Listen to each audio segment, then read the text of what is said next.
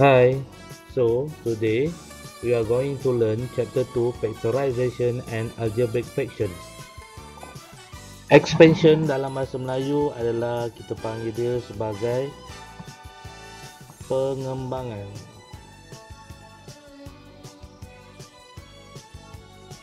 Okey, pengembangan ni berlaku yang melibatkan hasil darab satu ataupun dua ungkapan yang berada di dalam kurungan. Baik, kita tengok cara untuk melakukan expansion. Contoh yang ini 6 dalam kurungan there are 3 plus 4w. So every term inside the bracket kita kena multiply dengan yang luar. 6 times 3 18. 6 times 4w 24w. Don't forget plus. Okay, kita tengok pula yang ini 3r r minus 2s. So tadi cikgu beritahu yang luar kena darab dengan semua yang berada di dalam. Jadi 3r times r kita akan dapat 3r square. 3r times negative 2s kita akan dapat negative 6rs. When doing expansion on two algebraic expression into bracket, every term in the first bracket must be multiplied with every term in the second bracket. Contohnya yang ini y tambah y plus 1 times y minus 3. So there are two bracket here. So multiply like this. Y times y times 3,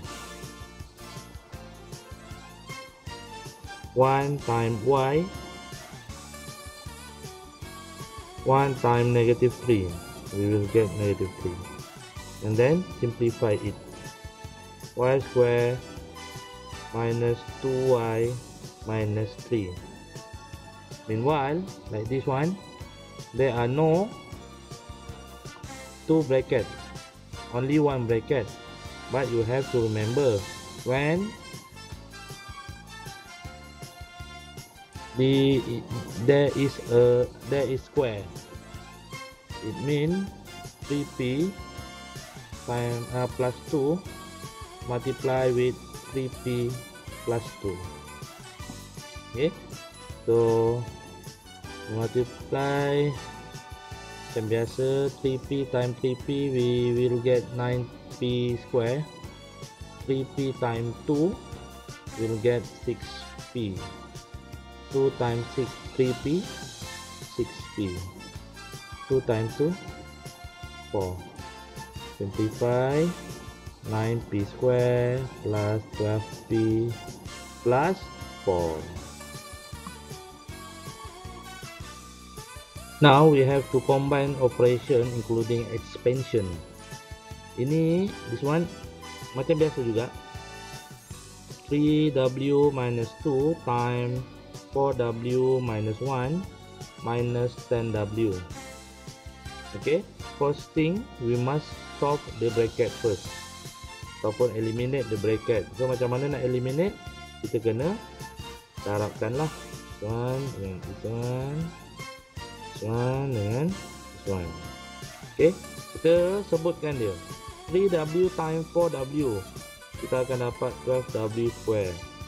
3w times negative 1 we will get negative 3w. Negative 2 times 4w we will get negative 8w. Negative 2 times negative 1 we will get 2, and then don't forget this one negative 10w. Simplify 12w square negative 3 minus 8, negative 11, minus 10, negative 21W plus 2.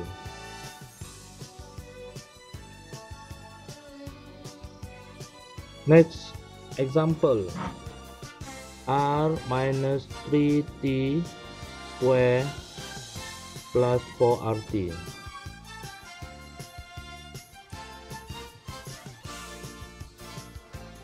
Yang ini ada cara yang mudah untuk expandkan dia. Dia akan jadi begini.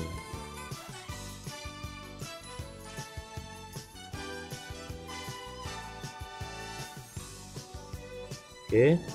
Jadi cikgu ajar macam mana nak expandkan ini secara laju. Tapi kalau awak tak tahu, awak boleh refer dulu dekat buku teks muka surat 23. Kat situ dia ada tunjuk. Okey, sekarang kita simplifykan dia. Ini sama dengan ini, betul? Ini unknown TR, yang ni RT. So benda yang sama. Jadi kita boleh simplify ataupun kita boleh operatekan dia.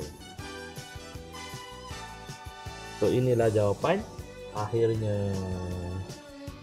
Nak cantik lagi, kita buatlah R square plus 9T square minus 2RT. Okay, to solve this problem, okay, we have to identify the problem. So the problem is to calculate the area of the carpet. Okay, so we know carpet mestilah selalunya segi 4, betul? Okay, dan sini length dia 3R minus 2 and the width dia adalah R plus 1. So area kita tahu, okay, length time width. So what is the length?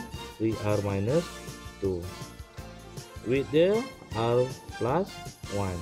Okay, ignore dulu dia punya unit. Sebentar nanti baru kita tuliskan unit dia. Okay, so macam tadi kat awal tadi 3R time R, ini time ni, negatif ni, negatif ni. Okay, so 3R time R kita akan dapat 3R square. 3R time 1 kita akan dapat 3R, negative 2 time R, negative 2R, negative 2 time 1, negative 2. So simplify, 3R square plus R minus 2. Okay, so dia ada beritahu tak minta unit apa? Tak ada beritahu. Jadi kita kena tuliskanlah unit apa, meter square. Factorization is the reverse process of an expansion. Maksudnya dia adalah reverse. Kalau expansion tadi kita nak kembangkan dia.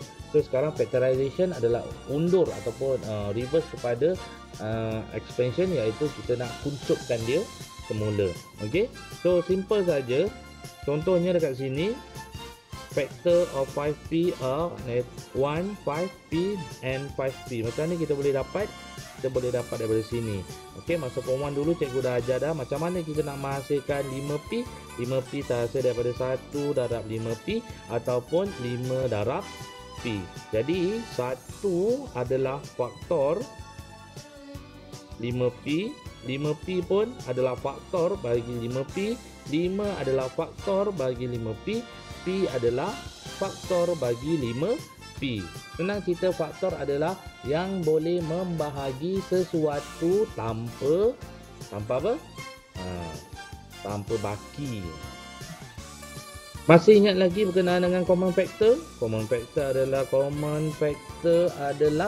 faktor yang sama, yang serupa.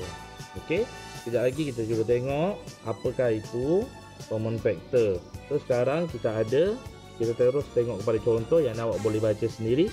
We have 6H. So how to find 6H ataupun macam mana nak dapatkan 6H ni? Kita boleh dapat daripada mula dengan 1 darab 6H. 2 boleh tak? 2 boleh. 2 kali dengan 3H. Lagi 3 boleh. 3 boleh kali dengan 2H. Lagi 6 boleh kali dengan H. Ada lagi tak? tak ada. Okey, kemudian kita tengok pula for GH. For 1 kali dengan for GH. 2 GH. 3 boleh, 4 boleh, 4 GH. Okey, kita tambah sikit. Kalau kita ada G dekat depan, dia akan jadi 4H. Kemudian kita ada 2G. 2G kita akan jadi 2H. Lagi 4G. 4G kita akan dapat H sahaja. Ada lagi? Nak try H pula? Try lah H. H darab dengan 4G. So ini nampak H 4G. So sama. So stop lah sampai situ saja. Okey. So sekarang kita nak tengok yang mana satu yang common factor. So satu adalah common factor. Sebab apa? Sebab dia ada dua-dua. Dekat 6H ada, 4GH pun dia ada. 2 ada, 2 ada. 3 ada, 3 tak ada. 6 ada, 6 tak ada. Okey, lepas tu kita tengok 6H ada tak? 6H tak ada. 3H tak ada juga. 2H ada, 2H ada. Kita tengok H ada tak? H ada. Jadi bila kita dah buat benda macam tu, barulah kita boleh katakan common factor for 6H, for GH are 1, 2H dengan 2H. Okey, so common factor tak semestinya satu. Okey, selagi apa yang ada sama, kita boleh senaraikan. Okey, slide yang ini adalah kita how to factorize an algebraic expression using HCF. So cikgu harap awak masih ingat lagi lah berkenaan dengan HCF. Macam mana kita nak cari HCF. So gunakan apa? Kita akan gunakan kaedah repeated division. Okey, so macam ni kalau masih yang ada yang lupa, ini cikgu ingatkan. Okey, so ingat tepi ni mestilah nombor perdana. Kita start dulu dengan nombor 2. Okey, nombor perdana. So sini akan jadi 3H, sini akan jadi 2GH. Okey, lepas tu kita tengok dekat sini. Sini ada 3, sini 2. 3 nombor ganjil, 2 even number. So bendanya sifatnya tak sama.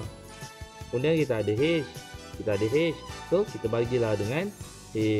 So sini tinggal 3, sini tinggal 2G. Ada lagi tak yang sama di antara 3 dengan 2G ni? Tak ada. So tak ada, kita stop sahaja. So bila stop, kita akan tulis highest common factor ataupun HCF for 6H, 4GH is 2H. Okey, jangan lupa benda ni kita kena darabkan dia. Cara yang kedua untuk factorization of algebraic expression is using difference of square of two terms. Okey, apa maksudnya dekat sini? Maksudnya dekat sini, kalau awak tengok dekat sini, B ini kuasa 2. Maksudnya B dikuasakan 2 jadi kuasa 2. Lepas tu kita tengok dekat sini. Okey, mesti tolak. Lepas tu ini 1. 1 kuasa 2, 1. Kalau macam ni kita cuba tengok sini. Okey. 3 ni kan, 9 ni perfect square, betul. So 9 3 square. M ni M square. 110 square. Okey. Kejap lagi cikgu tunjuk macam mana cara-cara untuk menyelesaikannya. Okey, B kuasa 2 tolak 1 kuasa 2.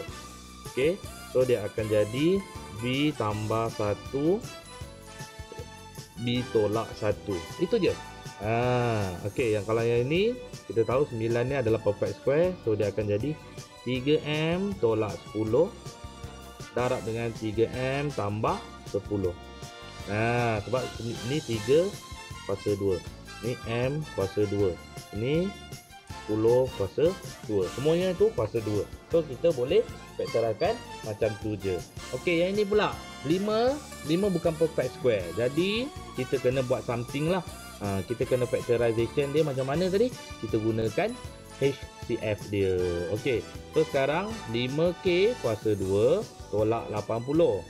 So kita tahu 5 kena bawa keluar, maka yang tinggal dalam ni K kuasa 2. Okey. Lepas tu 5 kali berapa dapat negatif 80? So kali dengan 16. Okey. So sekarang kalau kita tengok yang ini, yang dalam kurungan ni, K kuasa 2 adalah K kuasa 2 tolak dengan 16. 16 ni perfect square. Okey, dia adalah 4 kuasa 2. So dia tally dengan kita punya syarat yang mula-mula ni tadi. So 5 tu masih lagi ada kat luar. Cumanya yang dalam ni kita kena buat yang macam yang sebelum-sebelum ni. Dia akan jadi K tolak 4 darab dengan K tambah 4. Okey, hilangkan bracket tu, kita tulis yang cantik 5K tolak 4 darab dengan K tambah 4. Baik, yang ni using cross multiplication. Okey, yang this one memang sedikit susah lah. Okey, mula-mula awak kena buat begini.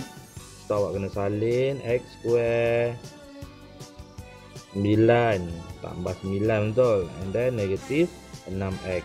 So sini x kali dengan x, dapat x kuasa 2. Lepas tu kita kena tengok dekat sini. Okey, berapa kali berapa dapat 9? Berapa kali berapa dapat negatif berapa kali berapa dapat positif 9? Okey. Lepas tu dekat sini pun sama juga. Berapa kali berapa tu yang dekat sini ni akan mempengaruhi yang sebelah sini. Okey. Okey, kita tengok contoh lah. Kita tengok contoh. Kita tengok contoh lah. Ini yang sepatutnya lah awak buat. Okey, kalau kita tengok kat sini, kita ada 9 ni terhasil daripada 1, 9, 3 dengan 3, ataupun negatif 1 kali negatif 1 kali negatif 9, ataupun negatif 3 dengan negatif 3. Okey, so let's say kalau kita letak 1 dengan 9 kat sini, 1, 9, positif 1 dengan positif 9, memang bila awak darab akan dapat positif 9 bawah ni, betul. Tapi bila awak buat begini, x darab negatif 1, x darab 1, kita akan dapat positif x, betul. X darab positif 9, kita akan dapat negatif positif 9x.